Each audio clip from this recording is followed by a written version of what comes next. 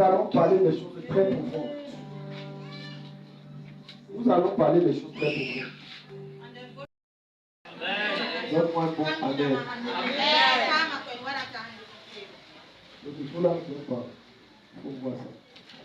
Le thème c'est terrasser l'esprit de Python.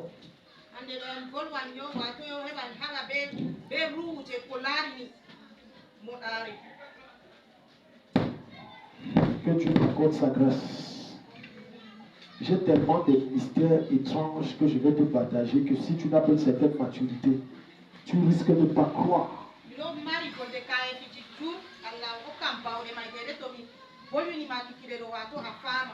Saint-Esprit, je disparais pour que toi tu sois parfaitement là. Donc, je ne sais pas par où commencer tellement c'est vaste, tellement c'est profond.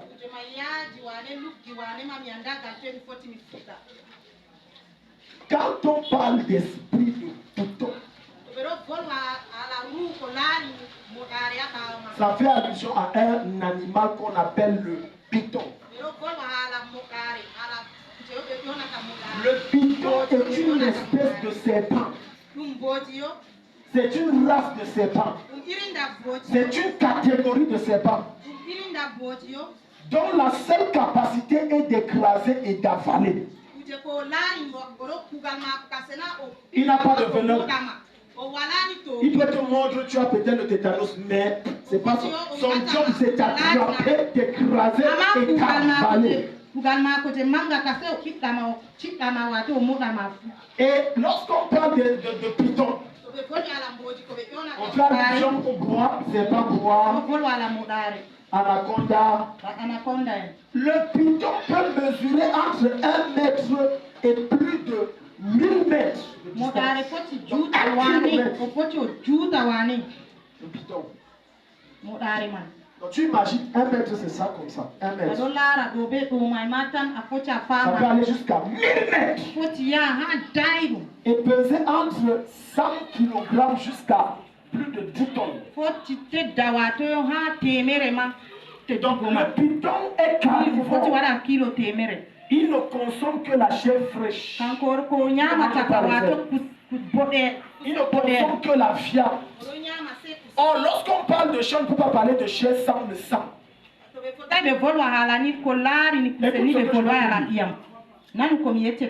Lorsque les anges ont été chassés du ciel par l'archange Michael et son armée, la Bible dit ceci dans le chapitre 12. Jésus a dit, je voyais Satan tomber du ciel comme un éclair. Et dans le livre d'Apocalypse, l'ange va dire malheur à la terre car Satan est tombé sur la terre, revêtu d'une grande colère. Donc, lorsqu'ils ont été chassés du ciel, ils se sont réfugiés sur la terre. Tu sais bien ce que je vais te dire. Maintenant, certains esprits qui sont tombés dans la forêt, ce sont aux critères de la forêt. Et on les appelait esprits de forêt. D'autres sont tombés dans les eaux et se sont adaptés à l'environnement des eaux. Et on les appelait esprits des eaux. D'autres sont tombés sur la montagne. On les appelait esprits de montagne. D'autres dans les vallées. On appelait esprits de vallées. Il y en a qui sur les animaux. Donc, quand ces anges sont descendus sur terre après cette chasse, et donc la nature a été corrompue, ils sont devenus des terrors. Ils se sont identifiés à leur environnement, à chaque animal. Voilà pourquoi il y a ce qu'on appelle l'esprit du lion, l'esprit de panthère, l'esprit de python, l'esprit de vipère. Toutes sortes d'esprits que tu connais. C'est pour ça que quand on va engager la délivrance sur quelqu'un, par exemple, il va se retrouver en train, par exemple, de miauler comme le chat. C'est l'esprit de chat. Maintenant, lorsqu'on parle d'esprit de python, il s'agit ici d'un démon, d'un esprit impur qui influence la vie d'un homme. Principalement par deux choses. Les visions. Les visions. Les visions. Et le bavardage. Donc il y a des rêves et des songes que tu as qui ne viennent pas de Dieu. Tu es ici. Écoute bien. S'il te plaît, écoute. Je veux un total silence et que tu écoutes que Dieu t'enseigne ce soir. Tu vas donc voir des personnes qui vont te dire qu'elles n'ont pas Jésus. Elles vont dire non, je suis né avec un don naturel. Et le don que j'ai, c'est que quand je rêve, ça vient. Quand je vision, ça vient. Quand je vois quelque chose, ça vient. Et certains d'entre vous, lorsque vous marchez, il y a des gens bizarres et étranges qui vous sont petits dans ta vie. Et c'est exact. Le problème n'est pas l'information qu'on donne. Le problème est qui la donne. C'est-à-dire quelle est la source de l'information que tu reçois. Lorsqu'une révélation tire sa source de Satan, écoutez bien, elle détruit ta vie.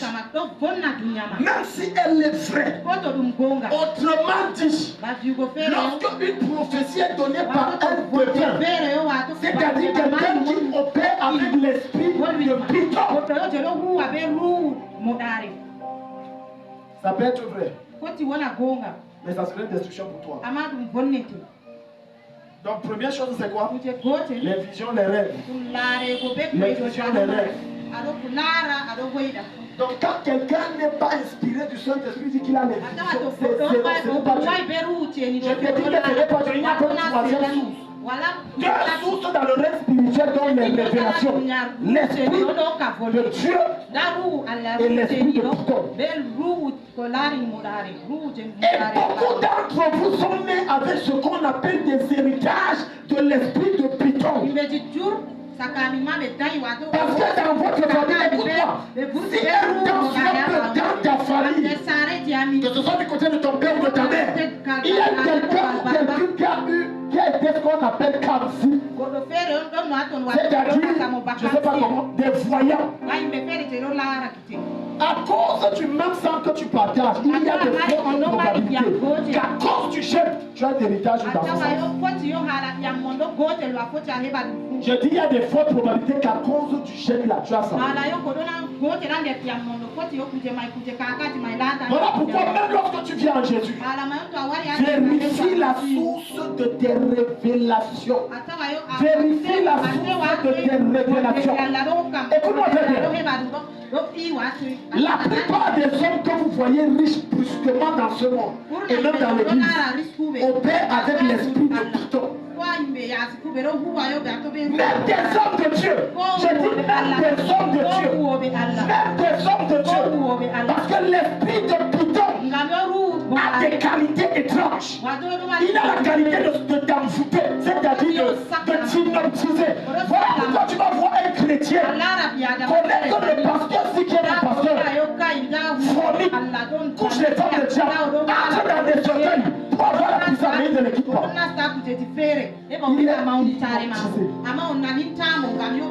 Il est hypnotisé, il est envoûté. Parce que c'est l'un des critères majeurs de l'esprit de Python. Lorsque un soi-disant homme de Dieu opère avec cet esprit, quel est le moment où il te touche? Tu es sous l'influence et le contrôle de ce démon. La première chose que ce démon va faire, il va avaler et absorber toute ton énergie spirituelle.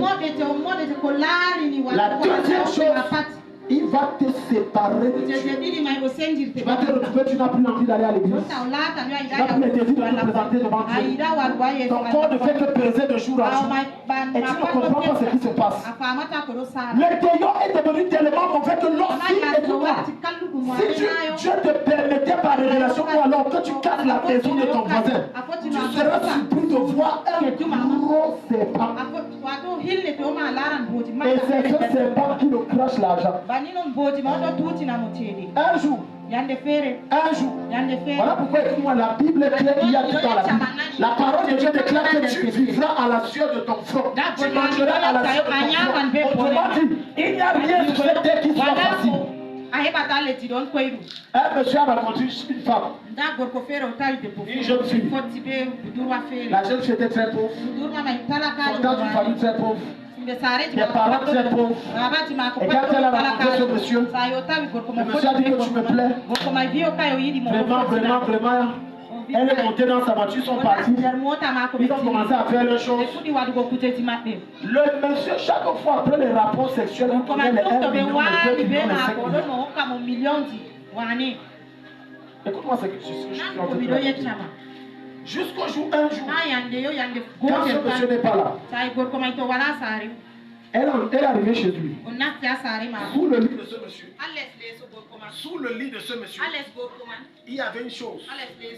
Toutes les garnitures de cette femme étaient sous son lit. Et il y avait un gros serpent. C'était posé, le serpent était là. Donc chaque fois qu'il touchait, le serpent avalait l'énergie de cette fille. Elle ne savait pas.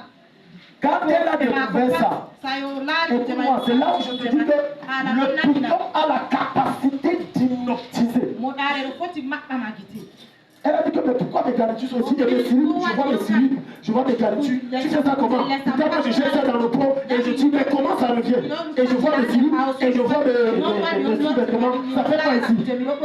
Le monsieur dit que c'est grâce à ça que tu as l'argent que tu as là. Elle a dit à bon lui. Si je mange bien, ça va. Allons-y. Sauf qu'elle ne savait pas une chose. Ce démon avalait sa projecture. Parfois, tu vas voir une femme saigner tellement, elle ne sait pas pourquoi elle saigne. Voilà pourquoi on n'entre pas dans n'importe quelle maison pour louer. Quand tu es dans une maison où le bailleur a un piton, on ne sait pas. Je peux t'assurer une chose. Première chose, les gens sont constamment malades. Quand les signes qui montrent qu'il y a un serpent dans la nourriture. Première chose, les gens sont constamment malades. Constamment malades. Deuxièmement, l'argent qui entre ne sert à rien. Il y a toujours la maladie, toujours les problèmes à chaque fois. Troisièmement, si madame tombe enceinte, fausse couche. C'est le serpent qui avale ça. Genèse chapitre 3, à partir du verset 1. Donc fais attention au genre d'argent qu'on te donne. Si facilement, si aisément, jusqu'à tu prends, tu le manges. Tout argent facile qu'on te donne, quand ça n'a pas une source qui est de Dieu, cela va causer ta chute. La plupart d'entre vous, en mangeant un certain nombre d'argent, vous avez échangé une partie de votre destinée à force de manger cet argent. Voilà pourquoi un chrétien authentique doit traiter son cœur de l'avarice. Ne sois pas un chrétien que lorsque tu vois l'argent, tu vas. Il y a des chrétiens qui ne jurent que par l'argent. Il est même appelé à vendre son âme pour l'argent. Ce genre de chrétien c'est une proie facile pour le monde occulte. Et plein de personnes sont là. Tu vas voir quelqu'un, il arrive, il prend la vie, il fait ça. Un argent que tu as durement travaillé, tu peux prendre, tu partages comme ça. Tu peux prendre, tu partages comme ça. Tu es là à travailler. Et tu vois quelqu'un fait ça. Prenez, l'argent est versé. Ce n'est pas le bon argent. En réalité, quand ces personnes, lorsque tu entres dans des choses occultes et qu'on te donne un serpent, le serpent te donne 24 heures pour te briser un certain bouton. Tu ne brises pas, tu meurs. Voilà pourquoi apprenez à rendre grâce à Dieu pour le peu que Dieu te donne. Apprends à bénir Dieu pour le peu que Dieu t'accorde. Apprends à célébrer Dieu pour le peu que Dieu te donne. Plein de personnes, de jeunes filles, de jeunes hommes se sont retrouvés dans des siècles et des siècles occultes. Pour sortir, ils ne savent pas comment faire. Ils ne savent pas quel chemin emprunter. Donc ça, première, j'ai parlé de la vision. Autre chose, lorsque quelqu'un est influencé par l'esprit de Python, il est toujours bavarder. De rage.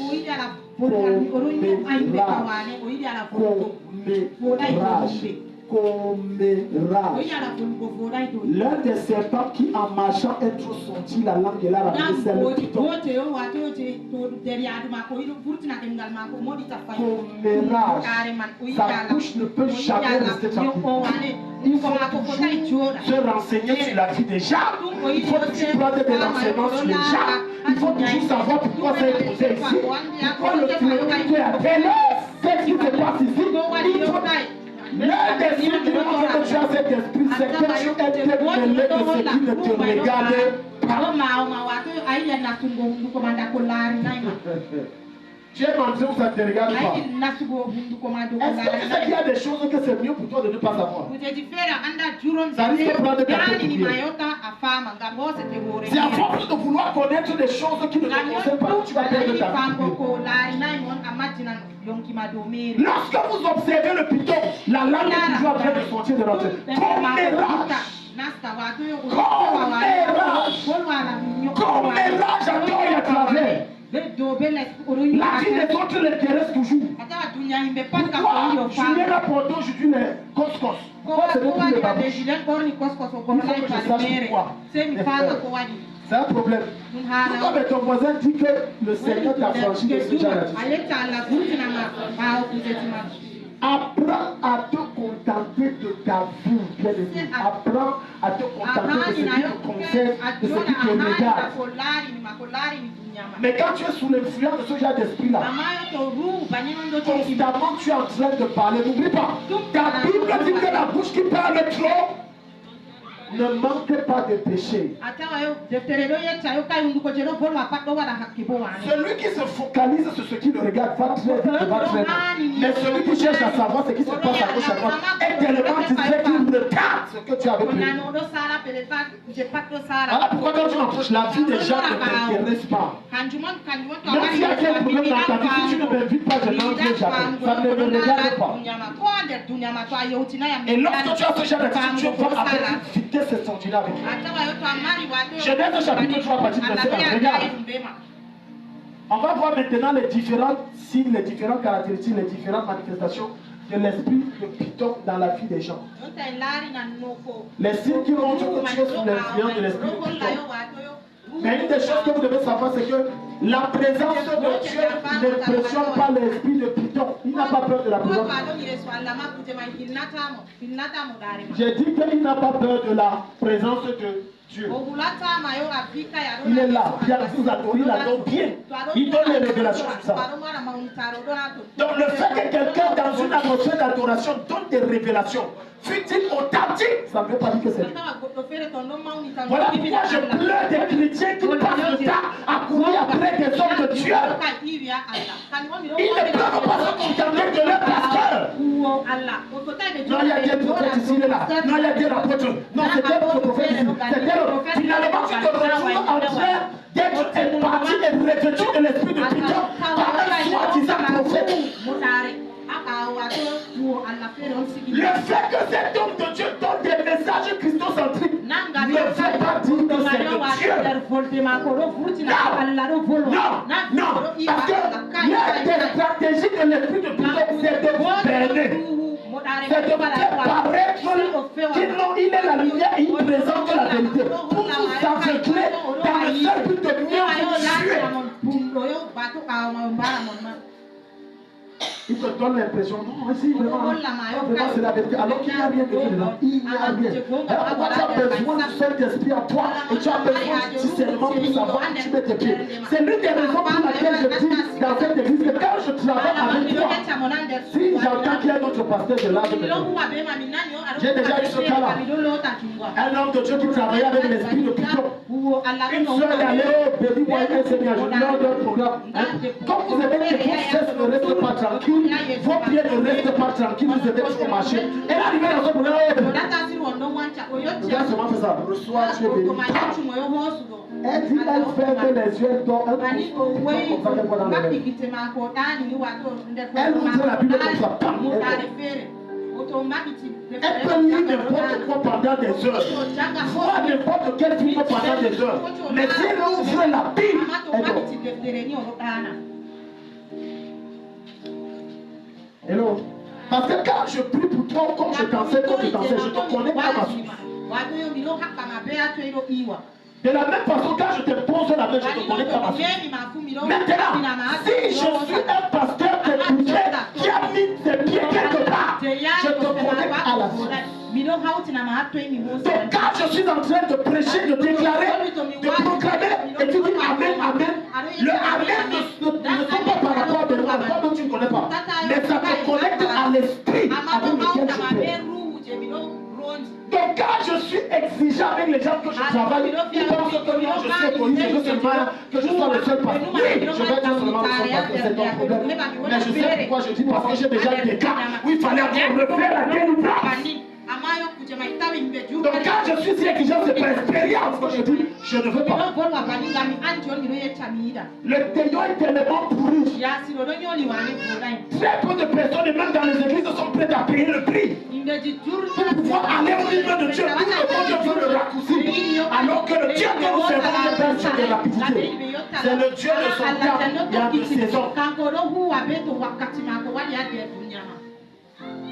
Ça, c'est l'esprit de Python. Regarde, Genèse 3. Le serpent était le plus rusé de tous les animaux des champs. Allez, tourne là d'abord. Le serpent était le plus rusé. Quand Dieu commence un chapitre comme ça, verset 1, avec une telle introduction, c'est c'était le plus rusé de tous les animaux. La question que je te pose, est-ce que c'est Dieu qui a créé le serpent? Oui, très bien. Maintenant, je te pose une autre question. Est-ce que Dieu a rendu le serpent méchant? Non. Pourquoi Satan a voulu s'identifier au serpent? À cause de sa nature. À cause de sa nature. La Bible dit que le serpent était le plus rusé. On n'a pas dit que c'est Satan. Non, on a dit que c'est le serpent que Dieu a créé qui était le plus rusé. Donc quand Satan est descendu dans le jardin de Dieu, il a pris la terre, les semaines, les mois, les années, les siècles pour observer quel animal sera favorable pour que je l'utilise pour renverser Adam. Donc quand la Bible était le plus rusé, ça veut dire que Satan a pris le temps de regarder. Il a observé que voilà la faille. L'animal s'il me semble bon, c'est lui que je vais prendre. Parce qu'il faut que quand Dieu crée le serpent a des pattes. Les gens ne savent pas ça, le serpent a des quatre pattes. C'est quand il a fait que Satan l'a utilisé, que Dieu l'a maudit. Ça s'est rentré comme ça, mais il avait quatre pattes. Le plus rusé. Écoute-moi. Écoute-moi bien, bien aimé. L'esprit de Python cherche les gens qui ont des esprits faibles. Pour mieux les exploiter, mieux les influencer, mieux les contrôler. Qu'est-ce que j'entends par esprit faible? Des personnes dont les pensées et les cœurs sont constamment dans les murs, constamment dans les plaintes, constamment dans les ceci. Lorsque l'esprit de Python te perçoit, dit voilà un bon esprit. J'ai besoin de cet esprit.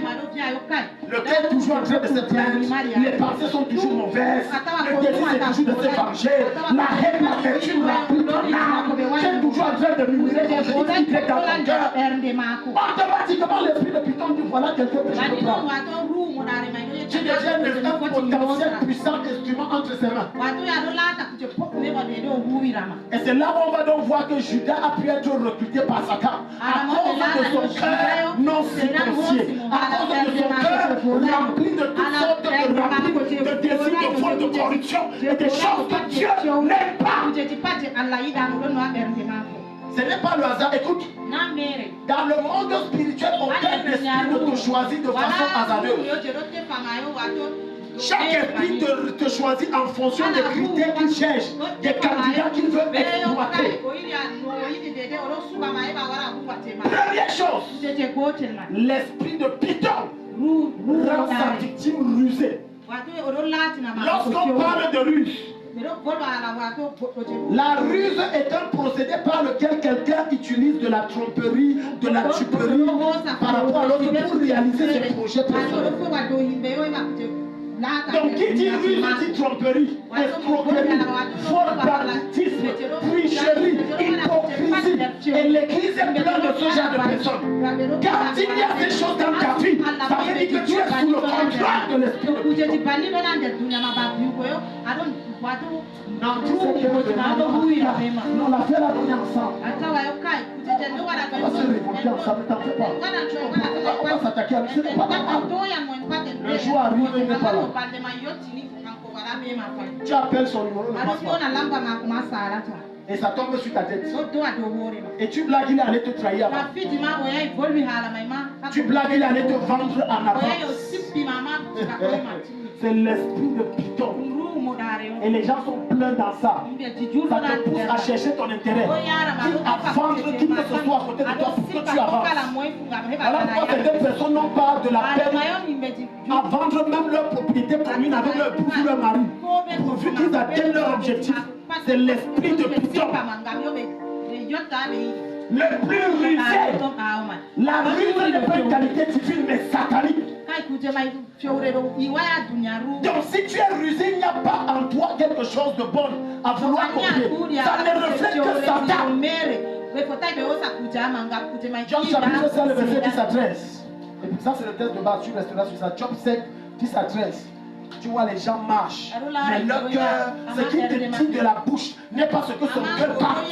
Ce qui te dit de lèvres, il pense autre chose dans son cœur. Pendant que vous êtes entendu qu'on va investir dans tel domaine ensemble, dans sa tête, il te dit oui, mets l'argent. Quand tu mets l'argent, ne mets pas sa part. Il va te dire que comme ton enfant n'arrive pas à s'en sortir à l'école, envoie-le vendre au marché, il va se débrouiller. Mais sa part d'enfant, il chicote. Il redresse, il corrige. Et demain, lorsque tu sors, tu vois que ton enfant est en train de ta part et en train de pousser, de vendre au marché. C'est l'esprit de ruse. Donc, quand tu as ce genre d'esprit, Dieu se tient contre toi. Dieu se dresse contre toi. Dieu te combat. Allons-y. Job chapitre 7, à partir de 7, il dit il repart la pluie sur la terre et envoie l'eau sur les campagnes. Il relève les humbles et délivre les affligés. Verset 12. Il anéantit les projets des hommes rusés. Il anéantit, verset 12. Il anéantit les projets des hommes. Il est en train de parler de Dieu. Dieu anéantit. Quand tu es rusé, tout ce que tu fais, ça ne peut pas prospérer. Quand tu es rusé, tout ce que tu fais ne sera voué qu'à l'échec. Parce que le rusé se dit qu'il est plus intelligent. Il connaît plus que vous. Vous faites les mouvements. Il va se servir de vous pour avancer. Il dit Dieu neutralise tes projets. Et leurs mains ne peuvent pas les accomplir. Verset 13. Il prend les sages dans leur propre ruse. Tu vois. Et les desseins des hommes artificieux sont renversés. Les gens qui pensent qu'ils sont trop intelligents. Quand il marche, il ne marche pas avec toi d'un seul cœur. Il marche avec toi ayant deux pensées, trois pensées, quatre pensées. Voilà pourquoi la Bible dit de choisir ses ennemis. Deux personnes doivent s'accorder dans un accord pour se lancer dans un projet. C'est la raison pour laquelle en tant qu'enfant de Dieu, rassure-toi de qui sont tes intimes. Qui sont tes intimes? Les gens que tu appelles amis, est-ce que tu les connais? Est-ce que tu les connais? Do you know them? Les gens que tu dis c'est mon ami, c'est ma copine, est-ce que tu les connais? Des gens que vous vous lancez ensemble sur le projet. Non, ils ne te laissent pas. Ils te vendent des bêtises, ils te mettent ça sur le chemin. Au nom de Jésus, que Dieu te déconnecte de toute personne rusée. Que Dieu te déconnecte de toute personne rusée. Amen. Les gens sont prêts pour ça, les entourages. Il dit je bloque. Tes projets ne prospèrent pas. Parfois tu vas te plaindre que Dieu t'a oublié. Mais quand sois peur, tu essaies de revoir ta façon de faire. Tu es faux dans ta façon de faire. Tu es tellement faux. Tu penses que tu vas agir par ruse. On n'a pas le temps pour aller voir Ananias et Saphira dans Actes chapitre 7. La Bible dit que tout seul comment encore avait décidé d'amener les biens et de donner ça à Dieu afin qu'on partageait tout selon frère. Et quand on arrive, le premier, Pierre rempli de l'esprit. La Bible dit qu'il était rempli de l'esprit. Et Pierre lui demandait, est-ce que c'est à ce prix que vous avez vendu? Ils ont dit non. Ananias et sa femme se sont arrangés ayant vendu leur terrain. Donc ils avaient le choix de ne pas donner l'argent à l'église. Ils avaient le choix. Et ils voulaient jouer avec Dieu. Administrant de lui. Ils voulaient tromper Dieu. Ils voulaient se moquer de Dieu. Administrant de lui. Écoute-moi bien aimé dans le Seigneur. Tu peux jouer avec les hommes. Mais quand il s'agit de l'œuvre de Dieu, ne tente pas d'être usé. Parce que ça a une double tranchant. Ça te périt comme ça te maudit. Pierre a dit que tu oses en mentir, ce n'est pas moi que tu as menti, tu as menti sur cet esprit. Il est tombé, il est mort. Sa femme est venue dans le mensonge, elle est tombée, elle est morte. Donc quelqu'un qui est rusé, peu importe les efforts qu'il fait, il ne peut pas prospérer. Il ne peut pas prospérer. Ils vont lire le proverbe, il ne peut pas prospérer. Il ne peut pas prospérer. Genèse 29, verset 25 à 27. Genèse 29, verset 25 à 27. Il ne peut pas prospérer. Plein de personnes sont à l'église, elles ne veulent pas se déconnecter de l'esprit de puissance. Et elles continuent de se laisser conduire, guider. Au lieu de se laisser conduire par le Saint-Esprit, elles préfèrent que l'esprit de fausseté, de mensonge, de tricherie, de tuperie, de tromperie les accompagne. Au point où certains élèves sont même prêts, ils trichent. Maman, j'ai eu 12 de moins tricheurs.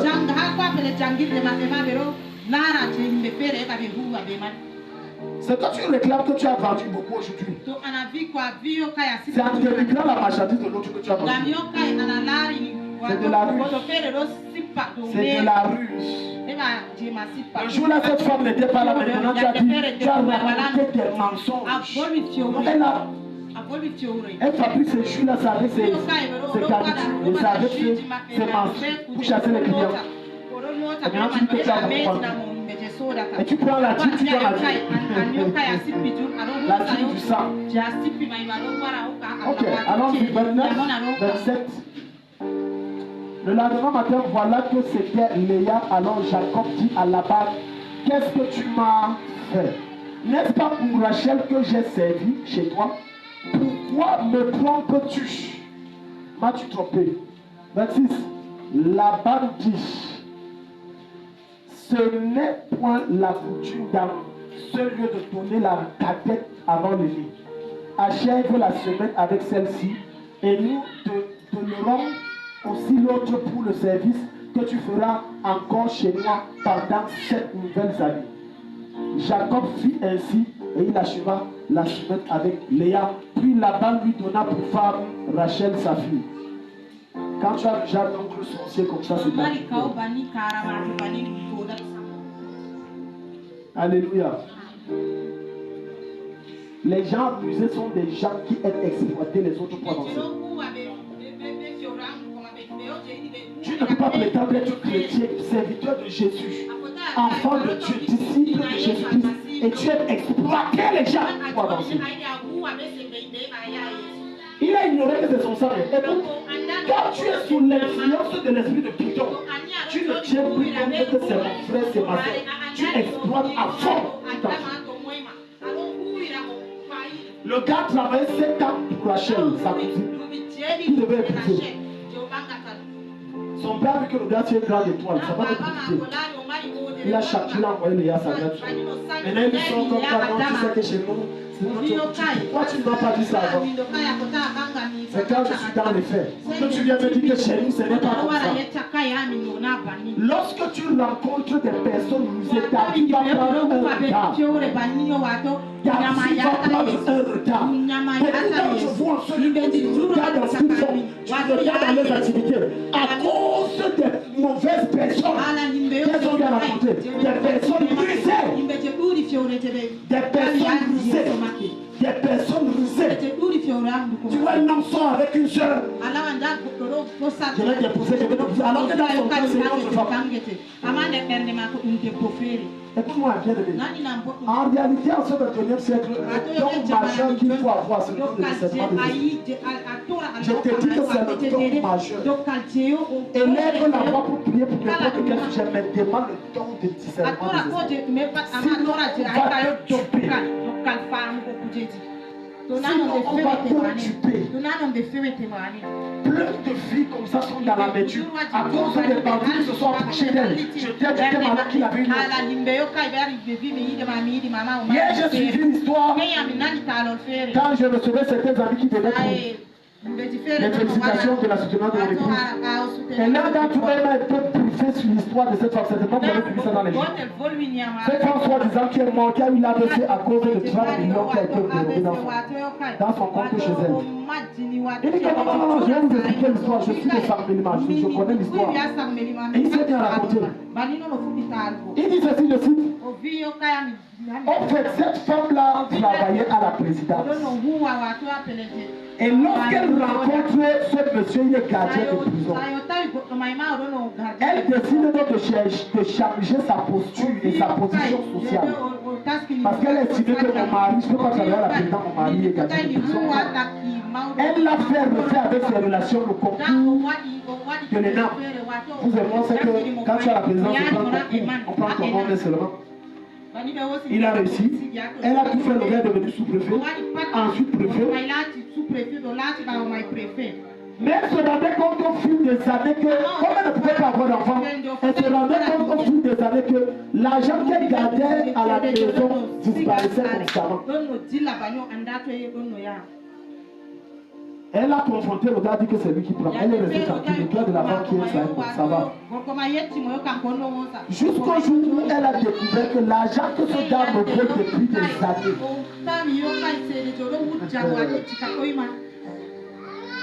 Il est en train de préparer une nouvelle vie avec sa pépèche quelque part. Il a construit la maison. Un château. Quand elle a appris ça, elle a eu un choc émotionnel. On l'a transportée sur le Maroc. Arrivé au Maroc, la belle était sous assistance respiratoire. Maintenant, le gars a eu le couloir, ça c'est ce qu'on appelle le coup de grâce. Il a pris sa pépèche, arrivant à l'hôpital voir sa femme.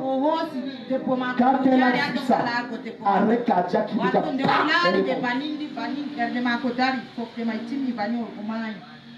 c'est pas. Il y a des personnes que tu fais entrer dans ta vie, elles ne le savent pas. Il y a des gens que tu permets qu'ils acceptent ton équilibre, elles ne le savent pas. Il y a des personnes à qui tu confies des secrets de ton foyer et de ta famille. Tu viens de sacrifier ta destinée, elles ne le savent pas. Je prie au nom de Jésus-Christ, quiconque ne le sait pas dans ton entourage, le feu de Dieu expose l'esprit de ta vie. Si elle ne sait pas, si on avait dit un temps soit peu, que l'homme qu'elle sort de la boue et qu'elle lave et positionne, c'est comme ça le médicament qui va causer sa mort. Je vous assure que je ne vais pas plus. Voilà pourquoi tu dois avoir le discernement. J'ai l'habitude de dire à mes filles que ne croyez pas des affamés du mariage. Mieux vaut cheminer seul, vieillir seul, que de se marier et vivre l'enfer. Si elle n'avait pas raconté ce monsieur, je suis sûr que jusqu'à présent, elle devait être quelqu'un désert de pape. Le gars avait déjà préparé les obsèques. Vous avez préparé tout. Dès que le cadavre descend de 6 malades. Oh, elle a vu une maison, un château qu'elle venait de construire. Il a dit direction Sarmelima, sa famille a dit. Donc même la maison qu'elle venait de construire, tu ne peux pas qu'elle dorme plus. Tu connais quelque chose dans la maison. L'histoire, s'il n'est pas claire, on a scellé le monde. Voilà ce qui se passe lorsque tu veux agir comme elle. Et tu dois que toute personne qui t'approche veut ton bien. Toute personne qui converse avec toi veut ton bien. Est-ce que tu sais qu'il y a des conversations que c'est bien important que tu aies? Ça va semer en toi le doute et ça va t'éloigner. Quand quelqu'un t'aborde avec un langage, on peut te dire que c'est le carrément. Stop, stop, stop. Éloigne-toi de lui. C'est pour ça qu'on ne marche pas avec les gens en fonction de leur apparence. On ne marche pas avec les gens en fonction de leur situation sociale. On marche avec les gens en fonction de leur identité spirituelle. Ça veut dire que qui tu es. Je maîtrise qui tu es. Je sais qui tu es. Je sais dans quoi je m'engage. Voilà ce pauvre frère décédé. Sans cœur, tu débarques avec la prostituée. Tu ne peux pas plus la tuer, c'est pour une fois. Et curieusement, comme le hasard, il y a quel élément tout le programme est sorti. Ça, c'est le labat. Ça, c'est le labat. Il y a des gens que l'esprit de Python envoie dans ta vie pour te faire pleurer. C'est tout. J'ai dit que tu entres en relation avec ce genre de personnes, tu vas pleurer. All your life, every day, every night, you cry like a baby. Tu vas pleurer comme un enfant. Constamment. Crier, pleurer. Seigneur, qu'est-ce que j'ai fait? Le serpent faisait quoi dans le jardin? C'est parce que Adam l'a laissé activer. Certains de vos malheurs, c'est parce que vous laissez les gens entrer dans vos cercles sentiments. C'est pour ça que je continue à vous enseigner ce que ce n'est pas tout le monde comme une fois dans son salon. Il y a des gens qui posent des fauteuils de mort, dès qu'ils s'assoient pas, ils partent. Il y a le problème entre toi et ton mari, la sécheresse entre la maladie, les choses étranges, tu ne comprends pas pourquoi c'est ci, pourquoi c'est ça. J'ai dit, toute la mort envahit dans tous les sens.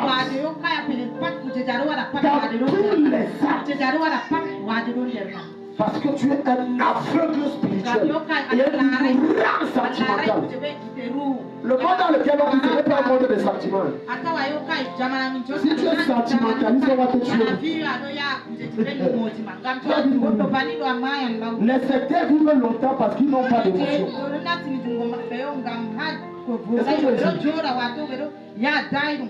Reviens à Genèse 3. Reviens à Genèse 3. Je vais te montrer quelque chose. Est-ce que tu es béni ce soir? Le serpent était le plus rusé de tous les animaux des champs que l'Éternel Dieu avait fait. Donc tu vois, c'est Dieu qui a créé le serpent. Mais le serpent dans sa nature n'était pas mauvais.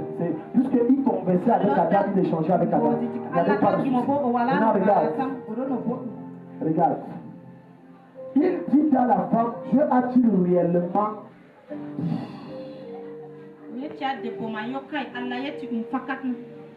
Dieu a-t-il réellement deuxième caractéristique, deuxième manifestation de l'esprit de Python dans la vie de sa petite, c'est de semer le doute dans l'esprit de cette personne. Est-ce que la prophétie que tu as eue là, est-ce que ça venait vraiment de Dieu? Voilà comment l'esprit agit. L'esprit là n'agit pas toujours à travers les hommes. L'esprit là agit beaucoup plus à travers tes pensées.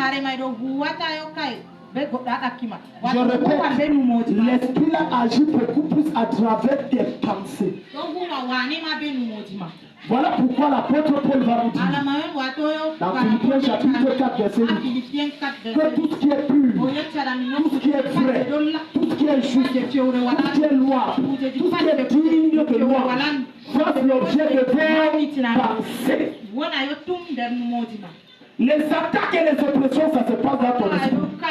Donc, qui sème le doute, il commence dans ton esprit. Il va te dire, regarde regarde les situations, regarde autour de toi. Si Dieu veut être avec toi, si c'est quelqu'un qui t'avait dit, pourquoi tu vis ça? Pourquoi tu manges à manger? Pourquoi tu dis que c'est Dieu? Non, tu vis ici. Alors que tu as pu entendre Dieu te dire, reste ici. Dieu t'a dit, monte ici. Mais l'esprit là vient te dire, est-ce que c'est vraiment Dieu qui a dit? L'esprit là même va parfois jusqu'à, sachant que voilà ton aide de destinée. Voilà l'homme de Dieu qui va briser les chaînes sur ta vie. L'esprit là va jusqu'à te montrer que on fait c'est qu'un escroc et c'est qu'un bandit et c'est quelqu'un qui ne t'aime pas et c'est quelqu'un qui est dans l'erreur. Au point de t'amener à remettre en question même les enseignements qu'il donne. Le seul objectif, c'est de te Parce qu'il sait que dès que vous êtes déconnecté, tu avais prévu que c'est par lui que tu entres dans ta terre promise. Tu ne peux plus entrer dans ta terre promise. Le doute. Tu ne dois pas être un chrétien qui doute. Quels que soient les défis que tu traverses, tu dois être ferme et dur et radical et être certain de sur quoi tu marches. Lorsque le moindre doute entre, Dieu est paralysé. La meilleure façon de paralyser les activités dans la vie d'un être humain, c'est de semer le doute. C'est de semer le doute. C'est de semer le doute. Lorsqu'il y a le doute dans l'esprit de quelqu'un, il ne peut plus rien faire. Et l'un des objectifs de l'esprit de Python, c'est que tu doutes de toi-même. Ah, tu doutes de toi-même. Quand quelqu'un doute de soi-même, il n'a plus confiance en lui-même. Par conséquent, tout ce qu'il fait va d'erreur en erreur, d'échec en échec. Parfois, les échecs ne viennent pas du fait qu'il y a un esprit. Non. La plupart du temps, les échecs que vous traversez ne viennent pas du fait qu'il y a un esprit. Ça ne vient même pas du fait que c'est Dieu qui veut. Ça vient du fait que vous n'avez pas confiance en vous.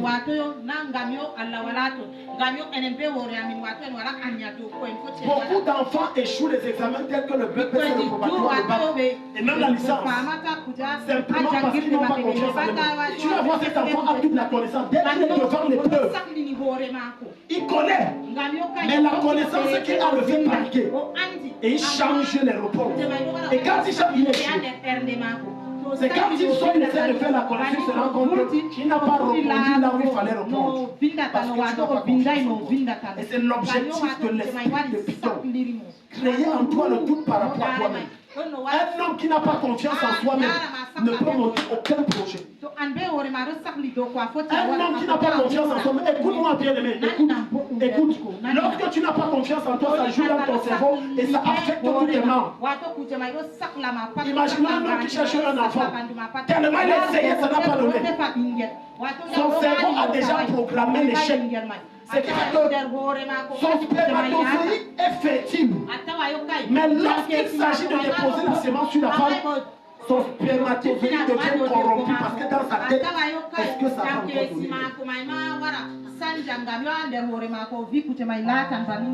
Voilà ton voisin, tu es ici. Tiens, ton voisin ne dort pas. Regarde. Lorsque tu n'as plus confiance en toi, tu te poses toujours les mauvaises questions. Tu te poses toujours les mauvaises questions. Par exemple, est-ce que ça va même jouer? Est-ce que je veux même réussir la leçon? Est-ce que tu veux même avec moi? Est-ce que la prière du pasteur va même marcher? Parce que la prière, c'est trop fort. Est-ce que c'est Satan? Et c'est cet esprit qui sème ce questionnement dans ton esprit.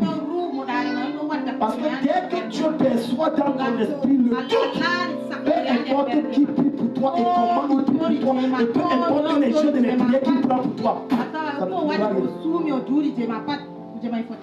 Parce que ton esprit est fait de doute. Est-ce que Dieu n'aime pas les est-ce? J'ai déjà eu affaire à des personnes dans lequel tellement grave qui disent est-ce que Dieu peut? Dieu n'aime pas ce genre de choses. Est-ce que Dieu il dit dans la femme, Dieu a dit réellement dit, vous ne mangerez pas. Tu vois. Quel est le message que Dieu t'a donné? Quand tu as donné ta vie à Jésus. Quel est le message que Dieu t'a donné quand tu es venu dans cette église? Quel est le rêve que Dieu t'a donné lorsque tu as rencontré le Seigneur? Quel est le sens que tu as eu, la vision que tu as eue? Qu'est-ce que Dieu t'a dit? C'est le doute qui t'amène à prendre les mauvaises décisions. Et c'est le même doute qui t'amène à chercher l'aide et le secours des autres. C'est le même doute là. Vous allez voir quelqu'un qui a besoin de 500 000 francs pour demain. Il dit, pasteur, j'ai besoin de 500 000 pour demain. Le pasteur dit, viens, on va prier. On prie. Le pasteur dit, amen, Dieu va te visiter, comment ne te dérange pas. Maintenant, quand le gars sort d'ici, Il dit, ouais, je cherche les prêts, je cherche les prêts. Je cherche les prêts. Ouais, je cherche les prêts. Je veux même 200 000, 50 000. Il a les 500 000 et il aura le culot de venir donner un témoignage qui n'en est pas. Je vais te choquer, ce n'est pas un témoignage. Ce n'est pas un témoignage, non. Parce que ce n'est pas Dieu qui est derrière. Tu as utilisé des moyens humains. Et la preuve que ce n'est pas Dieu qui est derrière, au moment de rembourser, tu vas lire. Et ça sera la seule preuve que tu n'étais pas dedans. C'est le moment de remettre les 500 000. Tu auras l'impression que c'est 50 millions que tu dois remettre. Parce que tu as douté. Parce que tu as douté. Ouvrons nos livres dans Marc chapitre 9. Ne posez pas les conditions, il y a en français là. Oui, les conditions, merci. Les conditions, c'est parce que tu es mathématicien. Ne posez pas les conditions sine qua non à Jésus. Est-ce que tu peux faire? Si tu es puissant, montre-moi un peu. Dieu le fera. D'autres font même les mauvaises prières de chantage à Dieu. Tu aussi, tu es réellement Dieu. Non, si tu es très Dieu là, dans les 3 jours là, résout mon problème. Dieu n'a pas besoin. Écoute frère, quand tu l'adores pas, il est Dieu. Tu l'acclames pas, il est Dieu. Tu le célèbres pas, il est Dieu. Qu'il t'exauce pas, ça ne change rien à sa divinité. J'ai dit, ça ne change rien. Quand tu crois en Jésus, non, ça ne change pas dans sa nature. Donc, faisant le chantage que si tu es vraiment Dieu, la Bible dit même les témoins reconnaissent qu'il est Dieu. Et ils croient et ils tremblent. Marc 9. Bon, verset 7. Descends, verset 7. Là. Non, descends encore. Je cherche quelque chose, il descendait à la montagne. Attends, le 23. Hein? 23, va à 23. Merci, Toby. Il a vu rapidement dans mon esprit ce que je cherche. Il y a 23, il dit, aussitôt le père de l'enfant s'écria, non, remonte. Non, remonte encore. Remonte. Quand vous voulez bien expliquer un texte, il faut que les gens comprennent. Voilà, partie du verset 23, voilà. Jésus demanda au Père, combien y a-t-il de temps? Remonte encore. Regardez, Dieu ne t'exauce pas parce que l'esprit de Python a réussi à saisir le cœur. Écoutez-moi, je veux vous dire quelque chose. Le problème ne sont pas tes prières. Tu pries tellement bien, tu pries. Dieu merci, tu as la chapelle des Roudons. Les enseignements ne sont pas ton problème. Tu as les très bons enseignements. Le problème, c'est ton cœur.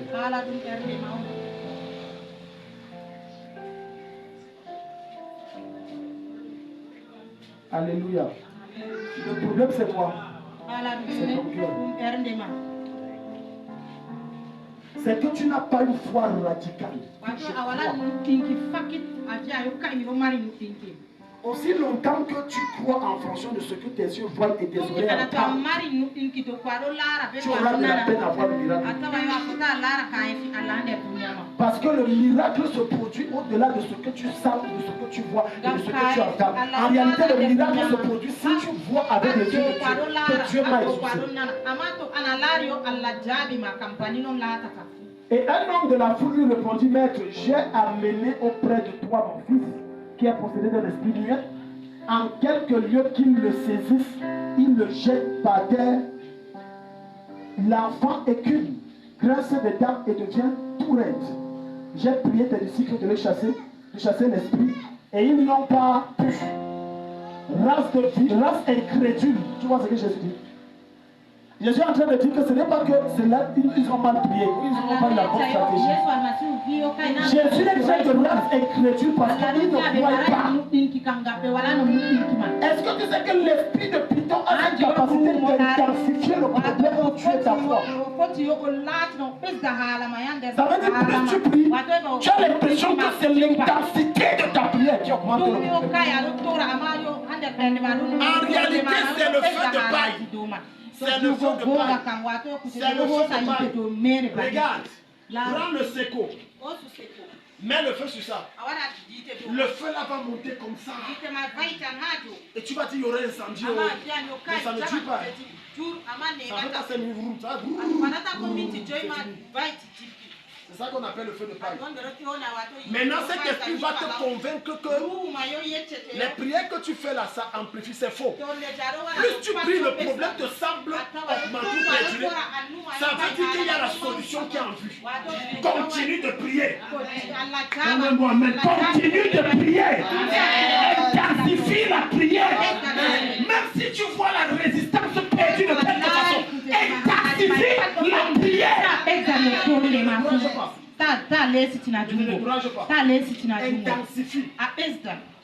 Il y a quelques années, je voyais certains hommes de Dieu, les signes extraordinaires de l'esprit, les révélations, les miracles. On les appelle aussi dans les témoignages qu'on m'a béni avec tel montant. Moi je prie là, mais comment je prie bien, ça n'arrive pas. J'ai prié encore. Un jour, j'ai même reçu un grand homme de Dieu qui est venu à Gambélé. Je lui ai dit que moi je prie des années, je ne comprends pas. Il m'a dit continue de prier. Mais je vous assure bien aimé, après plus de 15 ans, voilà le résultat. Ça paye. La prière paye lorsque tu l'associes avec la foi. Ça paye. Je t'assure que la foi est l'autoroute qui facilite la manifestation du miracle. C'est le raccourci le plus aisé pour manifester le règne et le surnaturel de Dieu dans ta vie. Lorsque tu crois, c'est tout.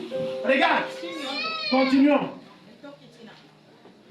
Il dit, race incrédule, dit Jésus, jusqu'à quand serai-je avec vous? Jusqu'à quand vous supporterai-je? On le lui amena. Et aussitôt l'enfant vit Jésus, l'esprit l'agita avec violence. Il tomba par terre et se roulait en écumant. Un dangereux démon. Tu vois, tu envoies l'enfant à l'école, chaque fois on t'appelle, l'enfant est tombé. Donc ça le prenait comme ça, on croyait que c'était l'épilepsie. Ce n'était pas l'épilepsie, c'était un démon. Un démon. On continue. Il dit, Jésus demanda au Père, combien y a-t-il de temps que cela lui arrive? Depuis son enfance, lui répondit-il. Et souvent l'esprit l'a jeté dans le feu et dans l'eau pour le faire périr. Les démons n'ont pas d'amis. Il faut que je vous dise ça, les démons n'ont pas d'amis. Satan ne donne rien de bon. Je répète, Satan. Donc quand quelqu'un dit je peux prendre les grilles pour que mon commerce croit, c'est un naïf, ignorant, bête. Quand quelqu'un dit je vais chez le marabout pour avoir un enfant, j'ai pitié de lui. Tout ce que Satan te donne est quelque chose de nocif, de dangereux pour ta vie et pour ton entourage. J'ai dit Satan n'offre rien de bon. J'ai dit rien de bon. Rien.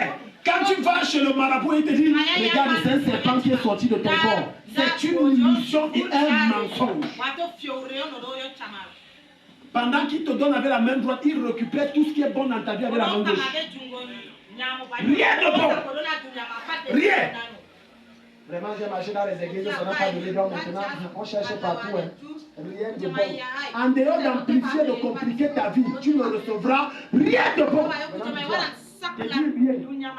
J'ai dit rien. Je répète rien. En dehors de prendre ta vie et de cadenasser, de bloquer, mettre la clé 14, 17 et 28, rien de bon.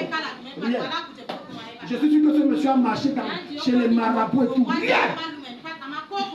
J'ai tellement reçu les gens ici qui viennent de chez les marabouts. J'ai dit rien, rien de bon. J'ai dit rien. Voilà pourquoi la foi est nécessaire pour te permettre de t'accrocher au Seigneur. Parce qu'il y a des problèmes que tu auras, tu vas crier à Dieu. Dieu ne t'exauce pas parce que tu as péché. Dieu ne t'exauce pas parce que tu pries mal. Dieu ne t'exauce pas parce que ce n'est pas le moment. Parce que ce n'est pas le moment. Tu auras beau crier, prier tout, te rouler à terre, prendre la sac et le sang, venir te coucher à l'église. Dieu ne répondra pas parce que ce n'est pas le moment. Dieu a donné une prophétie à Abraham lorsqu'il avait 75 ans. Il a dit des nations sortiront de tes entrailles. Tu seras le père d'une multitude. Les grands hommes vont sortir. Il dit mais Seigneur, ma femme est stérile. Moi je ne peux pas voir. Il dit je t'ai dit. Ça fait combien d'années après? 25 ans. 25 ans. Après la prophétie, 25 ans. Chaque fois qu'il entrait dans la planète, il dit, mais tu m'as promis, tu as dit, c'est que j'ai dit, je ne suis pas non pour mentir, je suis non pour se repartir. Je le dis, je vais le faire. Et Dieu a donné. Ça a pris le temps, mais Dieu a donné. Je suis en train de parler à quelqu'un qui dit que Dieu l'a oublié. Dieu ne t'a pas oublié. Si tu es ici, tu me donnes un bon amen. Dieu ne t'a pas oublié. Dieu ne t'a pas oublié. C'est un mensonge de Satan, sponsorisé par l'esprit de Python, pour te faire croire que Dieu t'a oublié. Non, Dieu m'a oublié. Je vais vous faire comment moi qui ai commencé l'œuvre de Dieu très jeune. Je vois les gens de ma génération partir seulement, pap, pap, moi je suis derrière, pap, pap, j'ai dit que merde. Donc tu m'as laissé. J'ai dit ma vie, écoutez, l'un des signes majeurs que ton problème ne vient pas de Satan, mais que c'est Dieu qui est derrière. Tu auras beau jeûner et prier. Rien. Tu vas marcher d'homme de Dieu en homme de Dieu. Rien. Changer d'église. Rien. Tu vas faire les sacrifices, les offrandes, les machins, les patatis, les patatas. Prendre même toute ta maison donnée. Rien. Ce n'est pas le moment. Dis à ton voisin, est-ce que tu as suivi? Ce n'est pas le moment. Dis voisin, tu as suivi. On n'en veut pas le pasteur, ce n'est pas le moment. Je vous enseigne ma pensée, je vous parle de ce que j'ai vécu. Parfois je me disais que j'ai péché. Ok, je prends un jeûne de sanctification, Seigneur, pardonne-moi. Je suis allé chez certains hommes de Dieu, j'ai sémé. Dieu a dit, tu vas rester là, tu jeûnes, puis tu me changes, je reste intègre. Et curieusement, à chaque fois, tel frère m'a dit, j'ai fait un songe sur toi. Les gars, je dis, moi, je suis fatigué des rêves. Tous les jours, les rêves, tous les jours, les visions, les rêves. Tout ça là, moi, je souffre. Le temps passe, je ne suis pas marié, je n'ai pas d'argent. J'habite encore en famille. À mon âge, machin, tu dis, tu as rêvé. Ah. Je suis allé jusqu'à dire à Dieu, je ne veux plus réaliser d'abord l'autre. Certains d'entre vous ont les Bibles de prophétie. Bible. Depuis l'an 2000, écrit. 400 pages, le texte 400 est fini. Déposé. Écrit. Déposé, ça fait 2, ça fait 3, ça fait 4, ça fait 7. Tu as mis le fatigué dit Dieu. Le tome 1. Tu connais le tome 1, non? Ça, c'est en 2001. Réalise d'abord ce que tu as commencé à me dire. J'étais arrivé à ce niveau. Je n'écrivais plus. J'ai dit, mais j'étais toujours dans la prière de Dieu, mais j'ai dit, je suis fatigué. J'ai dit à Dieu, réalise d'abord ce que tu as commencé au commencement là. Réalise ça. Parce que Dieu, quand il envoie ses visions, c'est pour t'encourager. C'est pour t'encourager. C'est pour t'encourager. Alléluia. C'est pour t'encourager. Donc quand je parle à certains que tu es bon, c'est parce que je sais que son chemin est encore long. Il faut que tu es bon. Ce n'est pas une affaire de prier pour jeûner. On jeûne pour prier pour jeûner quoi? Maintenant, ça sera sage pour toi de faire comme moi. Parce qu'aujourd'hui, je suis en train de récolter les semences que je faisais et les sacrifices que je faisais. Oui, c'est ce que tu donnes, c'est une semence. Au bon moment et au temps convenable que tu fais tomber la prière, tu récoltes. Et là, je suis en train de récolter. Donc, regarde, revenons. Et souvent l'esprit l'a jeté dans le feu et dans l'eau pour le faire périr. Mais si tu peux, voilà les choses qu'il ne faut pas dire à Jésus. Si tu peux quelque chose, viens à notre secours.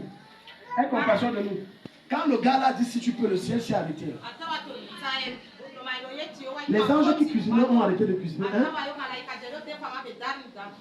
Les anges qui balayaient le ciel. Hein? Tout le monde s'est arrêté. Il demande à Dieu.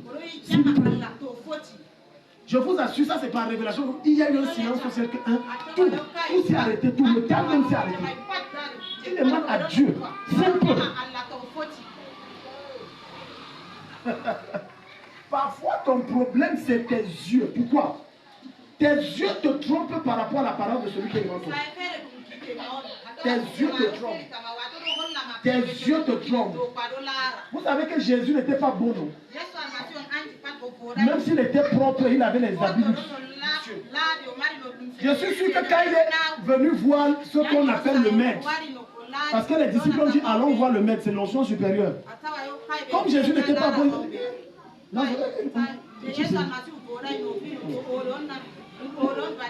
je suis la ville est dépassée, il dit qu'il devient pasteur. Elle a dit que ouais, pardon, si tu peux. Le langage qu'il a eu avec Jésus, il ne l'a pas eu avec ses disciples. Avec ses disciples, il avait la foi. Mais avec Jésus, il a dit si tu peux. C'est l'une des raisons pour lesquelles l'onction que Dieu a mis en moi ne fonctionne pas avec toi. Parce que dans ta tête, tu as des choses prédéfinies. Toi-même, tu as établi les limites à l'onction. Tu as bâti des barrières à la manifestation de Dieu. Le monde a dit c'est fort. Il dit que non, ça va aller. On va prier. Ok. Certains même je prie là, les yeux sont ouverts. Alléluia. Quand quelqu'un prie, non, je ne vous guette pas. Je guette. Tu pries. Amen. Et il tape même les doigts. Amen. Amen. Quand tu fais une déclaration, je déclare que d'ici 24 heures, tu ne dis pas Amen dans l'autre là. Non, non. Ça va se passer comment? Les gens disent qu'ils ont la foi ici dehors. Quand tu refais l'émotion, mais ici là, non. Il ne peut pas dire Amen. Il ne peut pas dire Amen à ça. C'est que le gars s'est dit si tu peux. Ça, c'est ce que tu ne vois jamais. Dis, quelle que soit la lourdeur, la grandeur de ton problème, ne dis jamais Seigneur, si tu peux. Lorsque tu viens rencontrer l'homme de Dieu à l'aide de ton esprit, Seigneur, si tu peux faire quelque chose par ton nom, arrête ça. Est-ce que tu sais que ta foi peut grandir l'onction de Dieu à la dimension de ton problème et amener la solution? Tu vois ici? J'ai dit que l'onction fait croître, c'est-à-dire ta foi fait croître l'onction de l'homme de Dieu. Il n'a pas cette dimension. Mais tellement tu crois et ta foi fait croître son onction. Et ça amène que ça résout le problème là. Mais il n'avait pas la dimension spirituelle pour ça. Mais tu crois tellement que ta foi a forcé son onction à grandir. Prématurément. Un jour, je reçois un homme en tenue avec sa femme, les gars toquent. Ça, à l'époque là même, c'était le sécoïcier. Et c'est comme c'était dernier. Et j'étais en prière comme d'habitude à l'intérieur. Il avait sa femme, où il a porté, où il faisait quoi. Mais c'est que la femme, la fille a été mourante. Où il était sergent ou caporal. Un de mes filles dit que Daddy, on vous cherche ces échanges. J'ai toujours dit que quand je prie, on ne me dérange pas. Laissez-moi, je ne veux pas qu'on me dérange. Parce que c'est de ça que je vis, c'est de la présence de Dieu, de la prière. Je suis sorti, je dis à quoi. Et comme moi, quand je suis à la maison, j'aime être relax. Même pas m'encombrer. Il y avait mon pantalon là, et un simple t-shirt là. J'ai dit oui. On dit on veut voir le pasteur.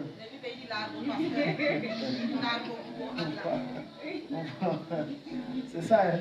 C'est le test là qu'on est en train de voir. Donc on veut voir le pasteur. Ouais, pourquoi le jour-là il dit qu'attendez, je vais l'appeler. J'aurais même dû faire ça. Il dit qu'attendez, je vais l'appeler. J'ai fait le chant, je dis voilà. J'ai dit c'est moi. Le mépris qu'on a eu à mon égard, le mépris. Ce n'est pas moi qui dis. C'est la fille là, quand Jésus l'a délivrée de l'esprit, parce que la fille mourait, ce n'est pas les jeux. C'était glacé, glacé. Si elle ne marchait même, tout ça était glacé. Elle dit que je sens que je meurs. Le jour là, ce fut l'une de mes journées les plus longues. Parce que j'ai bagarré avec l'esprit là toute la nuit. C'était 4 jours. J'ai dit que si toi tu vois le jour, c'est fini. Elle a vu le jour c'était fini. J'ai lui dit même le jour là que rentre, elle dit que je ne rentre pas. Parce que... Mais comment tu ne rentres pas? Daddy, l'esprit là, ceux qui m'attendent dehors. Je veux rester ici. Tu restes ici comment? Non. Si on a conclu ça, je ne veux pas les problèmes dans mon foyer. Elle dit que Daddy, tout ce qu'on voulait, on va donner. Mais nous, on va habiter ici. Parce que l'esprit là m'attend dehors. Quand on est témoin, elle dit qu'en réalité, Daddy, pardonnez-moi, mais quand je vous ai vu, j'avais du mépris. Il a dit que j'ai un sérieux problème. Regardez quelqu'un qu'on a mis. Regardez quelqu'un. On est sûr, regardez, le truc même qu'on dit église, où c'est un endroit de marabouts. C'est quoi? C'est quoi ça? Elle a ouvert son cœur, elle a dit c'est le pain. Elle se couvert la tête. Elle dit que je vous ai vu, non. C'est ça qui va me délivrer. J'ai les vrais problèmes, on m'amène chez quelqu'un, on ne sait même pas. On dit appelle le pasteur, on veut voir le pasteur. C'est lui le pasteur. C'est ça qui te tue. Et c'est ça qui empêche la mouvance glorieuse du Saint-Esprit dans ta vie. C'est ça là, ça te bloque. Jésus va se fâcher et va dire, verset 27. Jésus, voyant accourir la foule, menaça l'esprit impur et lui dit, non, ce n'est pas ça, avance, ça remonte. Remonte. Jésus lui dit, si tu peux, tu vois, c'est esclave. Si tu peux.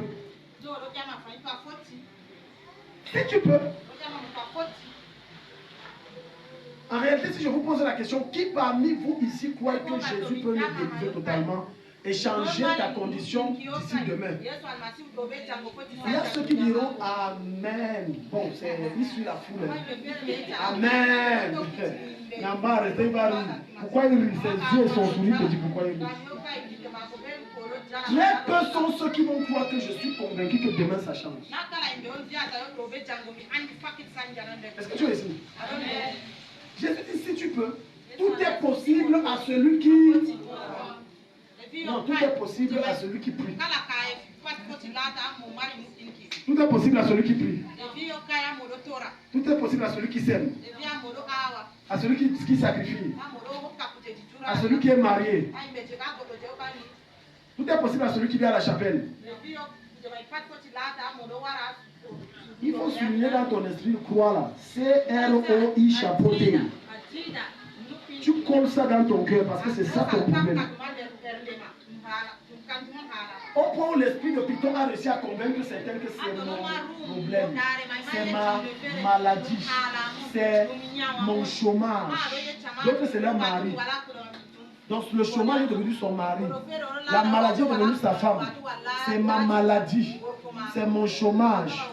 C'est ma stérilité. C'est ma souffrance. C'est Dieu qui a voulu faillir sur toi au nom de Jésus. Jusqu'à tu mets le nom de Dieu dedans. C'est Dieu qui a voulu que je sois encore. Quel Dieu? Tu connais Dieu. Tu as lu la Bible. Tu connais Dieu. Donc si les sœurs frères comme ça, c'est le Seigneur. Et les chrétiens par des côtés sont très forts dans ça pour citer les versets. Tu sais, même Paul a dit que Dieu avait mis l'écharde sur lui. Donc ça, c'est mon écharde. C'est ma part de croix. Jésus a dit ça, Marc chapitre 8, verset 38. Celui qui veut me suivre doit renoncer à lui-même, se charger de sa croix. Donc c'est ma croix. Quelle croix? C'est pas ta croix. C'est Satan qui t'a imposé ça. Je dis que c'est pas ta croix, c'est le diable qui t'a imposé ça. C'est pas ta croix. C'est pas ta croix. Il y a des situations qui t'arrivent, n'accepte pas. Sois violent. Écoute frère, tu dois être d'une violente de l'esprit et de ne pas accepter certaines choses qui t'arrivent. Tu dois être, c'est-à-dire revêtu d'une sainte colère pour que les choses changent. Pas rester et dire que non, en tout cas, non, on est pauvre, c'est comme ça que Dieu veut. Quel Dieu? La Bible dit qu'il s'est fait pauvre pour que tu sois riche. Tu dis que nous on est pauvres, c'est Dieu qui veut. Vous lisez vos Bibles comment? Regardez Genèse 3. Vous lisez vos Bibles comment? Troisième chose. Troisième caractère ou bien troisième manifestation de l'esprit de Python. Il vous rend menteur et manipulateur. L'esprit de manipulation est un puissant esprit de sorcellerie. Un dangereux esprit de sorcellerie. Mais sauf que la plus grande sorcellerie n'est pas lorsque tu sors de ton corps. La plus grande sorcellerie n'est pas lorsque tu prends la photo de quelqu'un, tu proclames des incantations et des pratiques occultes. C'est pas ça la plus grande sorcellerie. La plus grande sorcellerie, c'est lorsque tu manipules les gens. Tu colles les têtes des gens. Tu prends tel sujet de l'autre, tu donnes là-bas. Tu prends l'autre, tu donnes. C'est le niveau le plus élevé de la sorcellerie.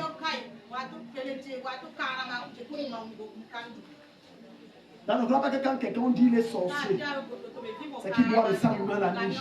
C'est le petit niveau. Les sorciers sont ceux qui s'asseyent pour prendre le dossier d'une seule personne et se mettre à le salir, à le critiquer, à l'insulter, se moquer de lui et après dire qu'il parle de Jésus. C'est la sorcellerie. Certaines leur langue est devenue aussi mielleuse que celle du diable lui-même. Mensonge clair. Il te parle avec un tel mensonge, une telle onction de mensonge que tu es sûr que c'est la vérité. Tu es tellement convaincu. Donc ceux qui sont influencés ou sont possédés de l'esprit de Python ont un problème avec le mensonge. Ils mentent. Fais attention à ceux qui se disent des prophètes, mais sur le pupitre manque comme il respire. Ça veut dire que l'esprit avec lequel il prophétise n'est pas de Dieu. Ce n'est pas de Dieu. Parce que l'esprit de Dieu, ce n'est pas l'esprit de mensonge. C'est l'esprit de la transparence, de la vérité, de la clarté. Les choses sont claires et vraies. Il n'y a pas de mensonge. Mais tu vas voir certains se tenir et dire qu'il a ressuscité 7 morts, alors qu'il n'arrive même pas à chasser un seul mal de tête. D'autres vont jusqu'à prendre les informations sur certaines personnes pour venir donner soi-disant prophète, qui se tient esprit de faux prophétie. Mensongère! On prend les cartes d'identité des gens, les passeports, on dit qu'ils s'appellent ceci, il est né en tel, mais les gens sont impressionnés. Waouh! Mensonge!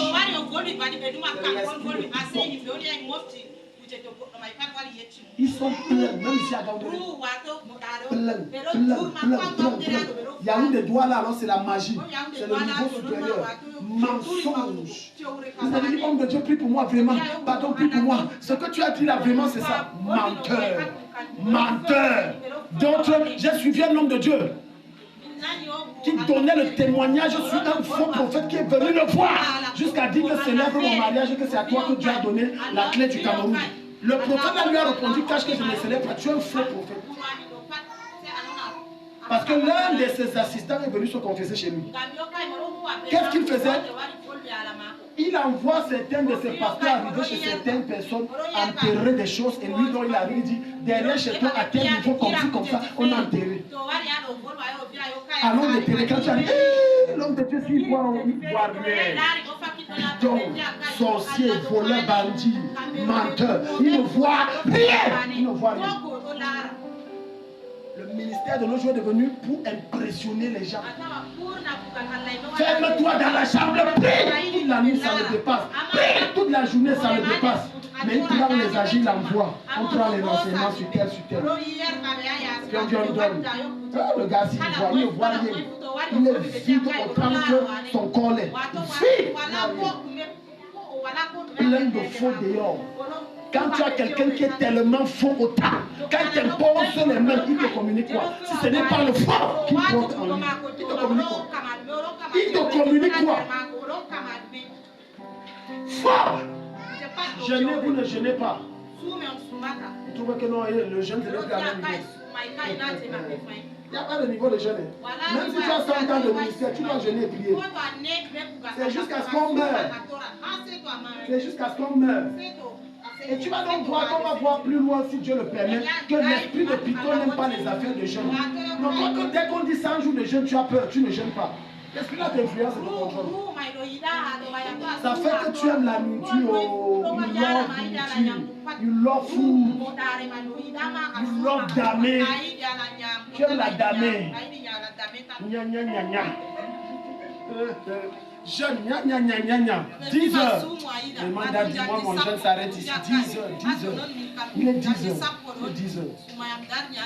Vous n'êtes pas prêt à payer des lourds tributs à Dieu pour avoir une grande gloire. Mais vous voulez les grandes gloires. Ça ne marche pas comme ça. J'ai dit des gens faux. Au point où tu vas voir des pasteurs manipuler des brebis. Dieu me révèle que ta maison là, ça doit être le bureau du pasteur. Donne ça à sa fils. Et tu vois des ignorants, des moutons prendre et donner les choses là. Tu es ici. Aujourd'hui, le ministère est tellement sali que les gens sont tellement déçus que quand tu dis venons à la chapelle, on va dire que je n'ai pas d'argent. Non, je n'ai pas d'argent. Il faut que tu convainques la personne qui dit que non, ce n'est pas comme tu convaincs là-bas. C'est que non, je n'ai pas d'argent. Tellement c'est sale. Comme tu vois, là, on est dans le programme de jeunes et le programme qu'on prend là. N'accepte pas que ton mari te touche, sorcier. sorcier. N'accepte pas que ta mari te touche avec quel programme. Ouais. Et comme les chrétiens ne connaissent pas la Bible, ils refusent de lire la Bible. Ils refusent de venir aux enseignements. Ils sont spécialisés de venir seulement quand il y a les moments de manifestation. Ils ne veulent pas être enseignés. Ils acceptent. Bon, maintenant qu'on est au 3e jour du jeûne, il y a l'impactation sexo-saint-espirale. Tu vois les choses comme ça.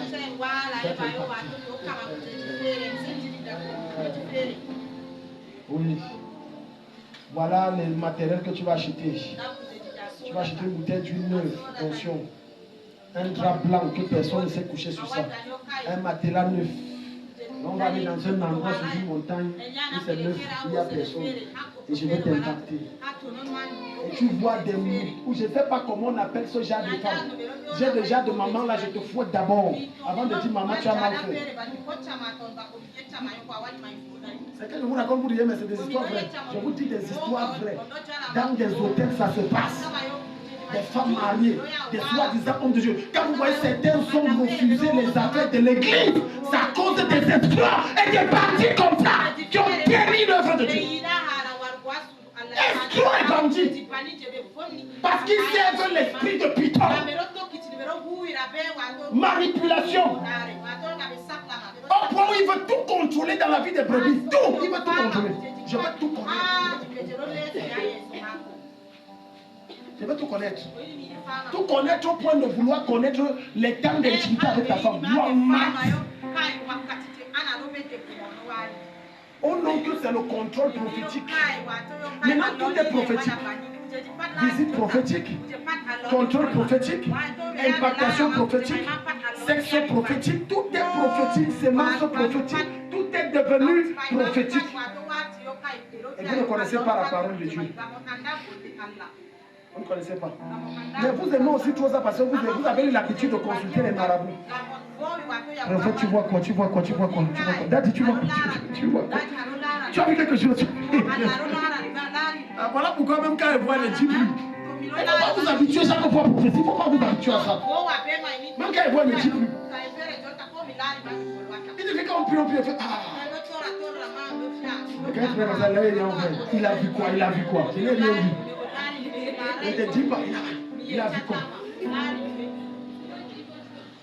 Il a dit, Dieu vous a dit quoi sur mon mari? Est-ce que ces affaires vont donner? Qu'il aille travailler, qu'il aille avec la force et qu'il a Dieu avec nous, ça va? Parce que vous aimez ça, et c'est pour ça qu'on vous traite comme ça. Vous aimez ça.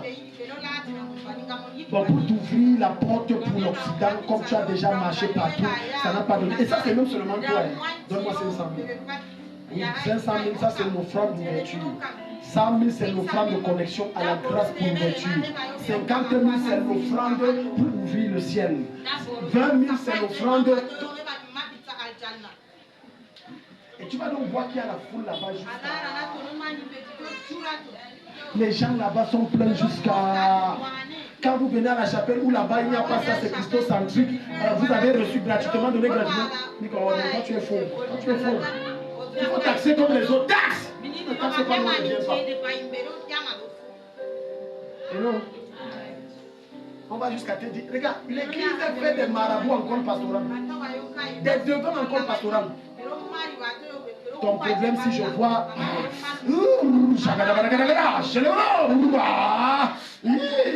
Voici ce que le Seigneur me montre, voici ce que le Seigneur me montre. Amène 3 coques.